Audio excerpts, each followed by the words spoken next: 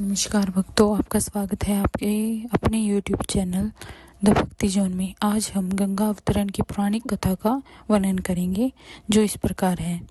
प्राचीन काल में अयोध्या में सगर नाम के महाप्रतापी राजा राज्य करते थे। उन्होंने 7 समुद्रों को जीतकर अपने राज्य का विस्तार किया। उनकी केसनी और सुमति नामक 2 रानियां थीं। पहली रानी के एक पुत्र असमंजस का उल्लेख मिलता है, परंतु दूसरी रानी सुमति के 60,000 पुत्र थे। एक बार राजा सगर ने अश्वमेध यज्ञ किया और यज्ञ पूर्ति के लिए एक घोड़ा छोड़ा।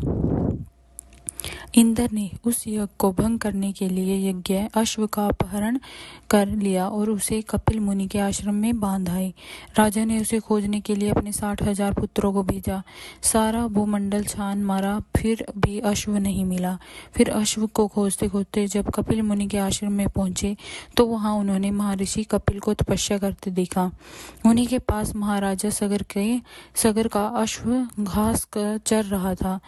सगर के पुत्र उन्हें देखकर जोर जोर चिल्लाने लगे। इससे महर्षि कपिल की समाधि टूट गई। जो ही महर्षि ने अपने नेत्र खोले त्यों ही सब जलकर भस्म हो गए।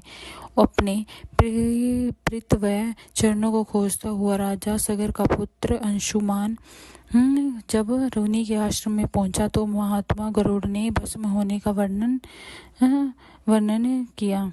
गरुड़ जी ने यह भी बताया कि यदि इन सब की मुक्ति चाहते हो तो गंगा को स्वर्ग से धरती पर लाना पड़ेगा। इस समय अश्व को ले जाकर अपने पितामह के यज्ञ को पूर्ण कराओ, उसके बाद यह कार्य करना। अंशुमन ने घोड़े सहित यज्ञ मंडप पर पहुंचकर सगर से सारा वृत्तांत कह सुनाया। महाराजा सगर की मृत्यु के उपरांत अंशुमन और उनके पुत्र दिलीप जीवन पर्यंत तपस्या करके भी गंगा जी को मृत्युलोक में ना ला सके। सगर के वंश में अनेक राजा हुए। सभी के 60,000 पूर्वजों की भस्मी के पहाड़ को गंगा के प्रवाह के द्वारा पवित्र करने का प्रयत्न किया, किंतु वे सफल न हुए।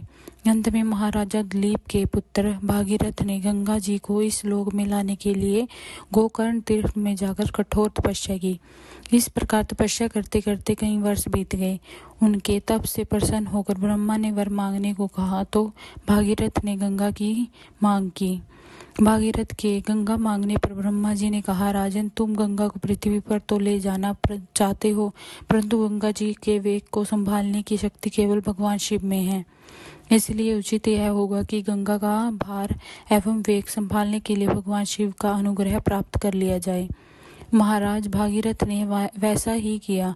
भगवान शिव ने गंगा को अपनी जटा में ही धारण किया। राजा भागीरथ की गंगा को पृथ्वी पर लाने की कोशिशों के कारण इस नदी का एक नाम भागीरथी भी है। बोलो शिव शंकर भगवान की जय। बोलो गंगा माता की जय।